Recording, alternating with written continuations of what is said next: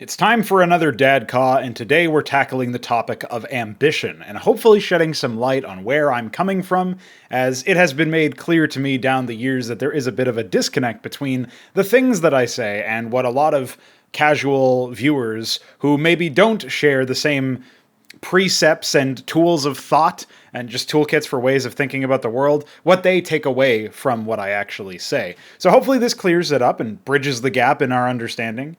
I try not to think of myself as really that different from the average person because I am acutely aware of all of the failings and faults and things I could be doing better. So I try not to think that, oh, I'm actually elevated or on another level. So I encourage you to not think of that either in this way, although I believe it's a better way to be. Obviously, you might disagree, and that's something else that we can talk about separate from this video. But I want to make this video mostly to try and clear up these things, to try to extend an olive branch to people who maybe have seen me as overly hostile or zinger-based or something to that effect. You know, maybe it's just an issue where what you're assuming my meaning is different than what my actual meaning is. Hopefully we can clear that up. We could all come together, come away from the experience of watching this video and engaging with the content, better people and more learned individuals and able to work together in some form of additional harmony from it. That's the purpose of this video. So this is where I come from. Ambition, and what could we be? The drive to create something better than we already have. It's a bit of a trope or a cliche to say that you think outside the box, or that's something that we should do as a society, as people. But it's something I truly believe, and probably the biggest hang-up that other people have when interfacing with the ideas that I have. The game design documentation that I've publicated for my own RTS game that's forthcoming called Cosmonarchy, not to be confused with the prototype within Brood War, which is of course also called Cosmonarchy Brood War, is essentially a dedicated document full of information. It's not really presentable for the average person, but if they're curious, they can take a look at it and see all of the things that I've decided to document and all the things that I plan. And within that documentation are 20 regencies planned, which are our version of races. And that means we'll have 20 races, and each one of those races will have about as many units and structures in their tech trees as all of Brood War combined for a single race. So that's obviously incredibly ambitious. It sounds like maybe it couldn't even be done. How would you plan to try to balance all of those things? Immediately, people will have some doubt as to how somebody could say that they plan to do that and then actually start to work on a prototype that maybe delivers on it or starts to imagine how you might deliver on that, right? There's no example of this before. How could it possibly work? How could it possibly be created? Surely the only logical solution is just to doubt it, and as opposed to really considering whether it would be feasible or whether it would even be an improvement, in fact. The other thing that really spurred this on was when I was talking with my homie Raffle, aka Veek7, and we were talking about pathfinding and our custom bespoke engine Antikythera, where we intend to eventually have really, really good pathfinding. We want the best pathing that the RTS genre has ever seen. We also want it to be incredibly performant. That's a tough ask. You can usually only have one or the other, and people tend to go with performance for obvious reasons, and thus have pretty poor pathing, either in terms of how it morphs the game, like in StarCraft 2, or maybe it's just not very good, which would be like a lot of edge cases within Brood War. And so in these kinds of examples, you know, Veek himself is in a little bit of a confused state sometimes when I propose things that maybe don't seem possible to him on a programmatic level. And surely he, as an expert programmer, is way more grounded to critique that approach. But it's the same approach, and this is what prompted me to start thinking of how I would present this video to the general audience. It's the same approach that drives me to come up with these crazy ideas that maybe won't even work, maybe won't, if they do work, if they can't even be done, then maybe it still won't really be as good as if I had had a less ambitious idea. You know, there's all of this unanswered ambiguity around the ideas, but I have these ideas in programming context and in design context. It's not limited, it's actually a core element of who I am as a person.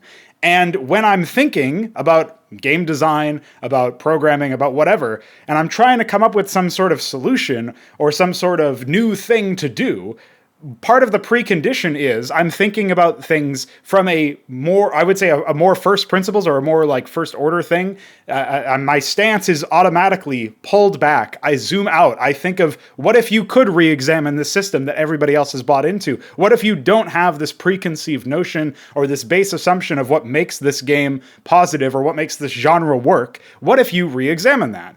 Now, of course, on the same level, I obviously rail against micro missions. I rail against macro mechanics in StarCraft 2, where you're just pushing a button on cooldown. I rail against hard counters, this rock, paper, scissors balance, and many other things that I view reduce the overall quality of the game, reduce the amount of choices you can make as a player, and generally end up compressing the game's skill cap to a point where I'm just not very interested in how far the game could go. And I feel like it reduces the overall ceiling, not in terms of skill, not just in terms of skill, but also in terms of many other things. So because I have this viewpoint that I've arrived at, and because I have this process of trying to zoom out and expand, I'm not trying to say that I literally take every possible thing. I'd be here all day. I can't take every possible system that could exist or does already exist and re-examine every single one of them. I've already come to the conclusion that some of them don't seem to work for the games I want to make, and other ones seem to work way better. So obviously it took a while for me to remove upgrades from the prototype of Cosmonarchy before it was even a thing, before we even knew it was going to be called that. And when I did that, it was the product of, in this particular case, somebody telling me about their take on it, but the same result that they did. They zoomed out and they thought, well, what kind of interaction do upgrades have? And why is that viable, or is that something that I want? And I did the same thing with supply, mostly on my own there, and sort of zoomed back out and considered what interactions were happening and decided this was surplus to requirements and wasn't at all something that I really wanted to carry through. The same is true for a lot of things that we've omitted or removed down the years from our prototypes and from our games, our planned games, I should say. We haven't released any games yet. And as a result of all of this, right, and me going on to podcasts, which are admittedly designed for a very specific audience that we already have cultivated, it's not really meant to be presented like this video or like my interviews on the No Frauds Club channel, where it's a little bit more generalist, and we come at things without a lot of pre-baked assumptions that you are already in line with what we're talking about. That more targeted enthusiast content will get us into some hot water sometimes, where people are just confused as to what even we are talking about because they haven't been along for the ride. We haven't taken them along for the ride because at this point we already assume that you're one of us in that particular respect. It's highly targeted content. It's not really meant to be general purpose. Of course, we release it publicly to YouTube. That's just what happens. People will latch onto stuff and be like, what, this doesn't make any sense. And now here's some completely incoherent argumentation because I don't even understand the precepts that these people have when they start talking about this stuff. So of course I'm not going to be able to interface properly with the idea. And that tends to be what happens, unfortunately. And again, another reason to make this video, right? So what all this means is I have a very different mental toolkit for operating on a design problem or trying to create something new from the ground up. I don't have the same preconceived notions as people who buy in to the quality of what we already have.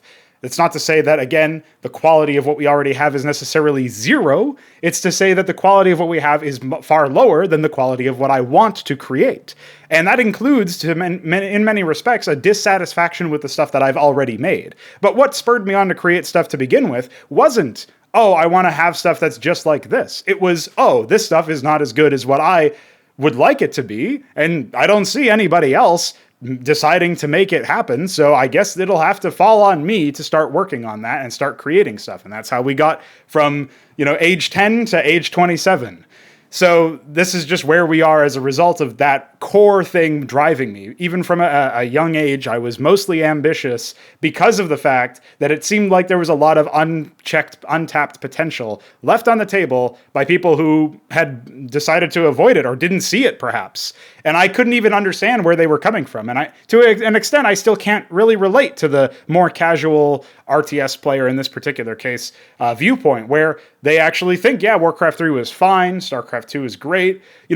I can't interface with their headspace either, with what they think is good. They have to explain themselves in a laborious process, probably for them, in order to allow me to bridge the gap of understanding in much the same way that I'm now explaining my particular premises and who I am, how I think, all of that stuff, in a way to hopefully bridge the gap of understanding for people who don't share the same underpinnings, where they have this dissatisfaction with what is already out there and this hope that there will be something better in the future. Now, in my case, it's hope and drive and ambition, and I'm actually making the thing in the future that will hopefully be better, right? But it doesn't come without that. You can't really build an audience or a community based on the idea that these people don't understand where you're even coming from for what's motivating you to make your thing. And that's why I think you'll often see, other communities, enthusiast communities, people who are really interested in custom content, people who are really interested even in just like what the next big RTS game is going to come out of the games industry as opposed to a more indie source. Those people tend to buy in to a lot of the assumptions that fueled the development of older RTS titles. Those are the same people who think that maybe Frost Giant Studios and Stormgate are going to be this sort of like successor to StarCraft 2 or Warcraft 3 or something. Well, they wouldn't really be looking for a game that's like those games if they didn't think that those games were good. And I don't think those games are good. And so I don't want my next big RTS game, or any game for that matter, to be like those games, because I already played those games and I didn't like them at all. I don't think that the issues are small. I think the issues are completely orders of magnitude bigger than most people think about the design of those problems. And so if you are not like me, if you don't have this desire to see something way better than what we have right now, if you are already happy with the general quality of RTS games, and you don't really see a need to radically improve and innovate and completely tear apart the genre as it currently is, to build something significantly better, to really refocus the genre on what made it really good to begin with, then a lot of the content and a lot of the games are not necessarily going to be for you. I still think you'll take some enjoyment from the products, but you probably won't really benefit too much from watching a lot of the videos. You probably won't really jive a lot with the reasoning, or it'll be a slow boil where you'll slowly come around to the idea that maybe there could really be something better. And actually, once you start to imagine, or maybe see in a prototype or in a released product, what that better thing is, maybe then I can start convincing people, I can start turning more heads, because now I can just point to something and they can say, oh yeah, actually that is way better. And all the doubt itself will wash away just based on the fact that there's actually something to point to. And that's the next big point, right? There's a good Doug Stanhope joke out there, and it's about a world's most beautiful Denny's waitress. And the punchline is, being the best doesn't mean you're good. And that is exactly what I want to underscore here. StarCraft Brood War, in my mind, is the greatest RTS game that has been released.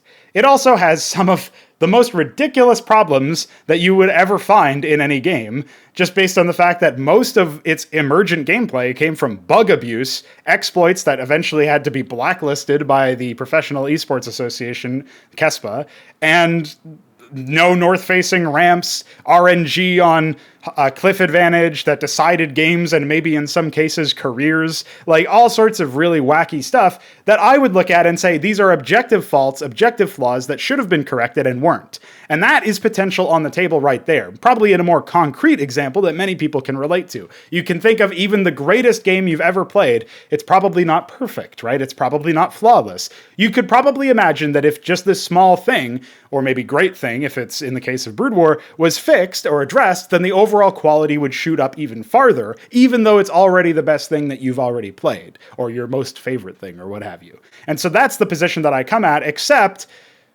you might say that maybe my standards are much higher than most other people's, just based on the fact that I am living in the in a headspace where I don't have the same attachment to what we already have. I'm already imagining how much better everything could be if only so and so were different and such were changed. And that's, I think, the key distinction, right? When I talked with Jonathan Blow on for the second time on the No Frauds Club YouTube channel, I'll link it in the description if you're interested. There's a point in that interview / conversation where he says, consider the better version of something and how that's something he enjoys doing as a design exercise. And in that respect, John and I are very kindred spirits. We don't have this idea that this overt attachment to what we already have or what we've already played. It fuels us. It's really important for, things like coming up with some sort of understanding of what the genre is in its current form or what it has been historically. And one of the reasons why I took my sort of sabbatical playing a lot of really old school RTS games a few years back, just so that I could get more history under me and understand a little bit more about where the genre used to be.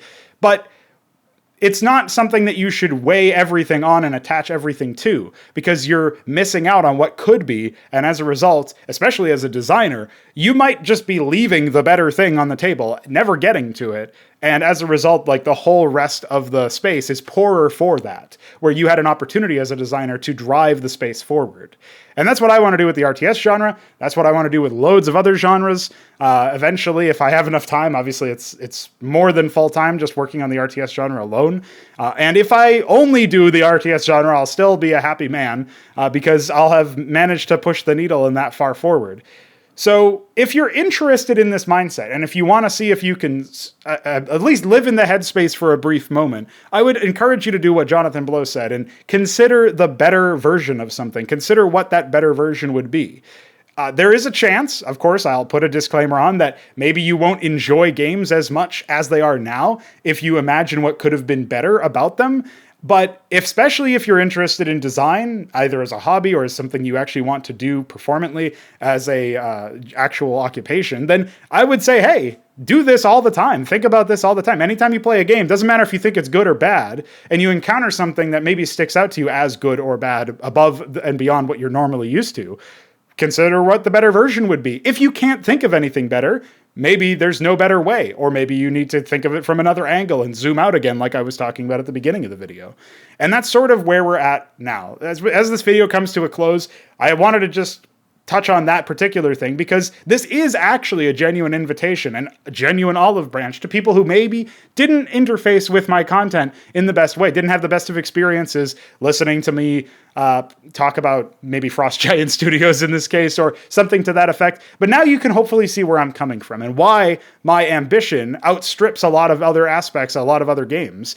It's not to necessarily say that I will 100% deliver on all of the things that I say. It's not to say that my games will even be successful. Of course, there's always the memento mori thing where you could just die at any point anyway, so maybe it doesn't ever happen. But the point is that this mindset is actually productive towards the point where you can innovate and push something in a direction it's never been before. And in this particular case for the RTS genre, we're really just refocusing on the core elements of what makes RTSs really fun. The fact that you are a commander of a very large army eventually once you construct it, and a very large base area once you construct it. And the scale going from, early game where you just start out with a couple of workers to having these enormous fights with giant swaths of terrain under your control and having to balance all of these different stimuli.